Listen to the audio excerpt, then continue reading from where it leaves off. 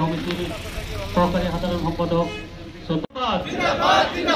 ধর্ষণকারীক ফাঁসি দিও, ধর্ষণকারীক ফাঁসি দিও, অসম সরকার হাই হাই, অসম সরকার হাই হাই রাখি যাতে যাব পাৰো। আৰু আপোনালোকে জানে আমাৰ এনেই বিভিন্ন ক্ষেত্ৰত বদনাম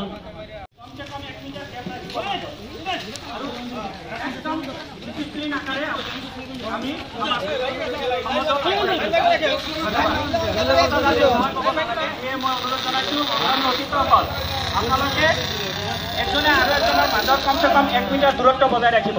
ধন্যবাদ।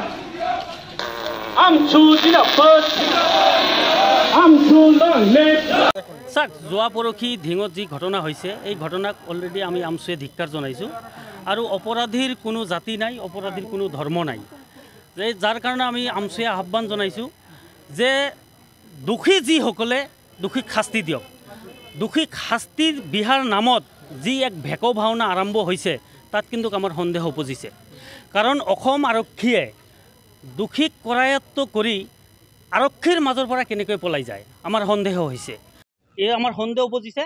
আৰু সেই আৰক্ষী বিষয়াসকলৰ বিৰুদ্ধেও কিন্তু মুখ্যমন্ত্ৰী এক তদন্ত ঘোষণা কৰিব লাগে, আমি দাবী জনাইছোঁ।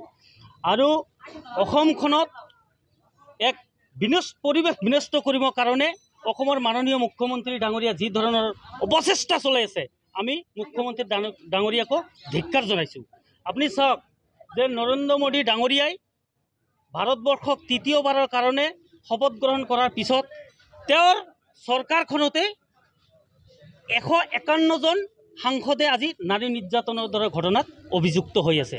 তেখেতসকলৰ বিৰুদ্ধে কিয় চৰকাৰখনে ব্যৱস্থা কৰা নাই? নে যে বিভিন্ন ধৰণৰ আইন আনি পেলাই যে সেই যিসকল মানুহে আইন প্ৰণয়ন কৰে, আইন যিসকলে বনাই আছে তেখেতসকলৰ নেতৃত্বত আমি আছোঁ, কিন্তু সেইসকল মানুহ যেতিয়া অপৰাধী তেওঁলোকৰ বিৰুদ্ধে কিয় ব্যৱস্থা কৰা নাই, গ্ৰহণ কিয় কৰা নাই? আৰু অসমখনত আমি কৈছোঁ মুখ্যমন্ত্ৰী ডাঙৰীয়াক যে অপৰাধী কোনো ধৰণৰ জাতিগত দৃষ্টিৰে চাব নালাগে।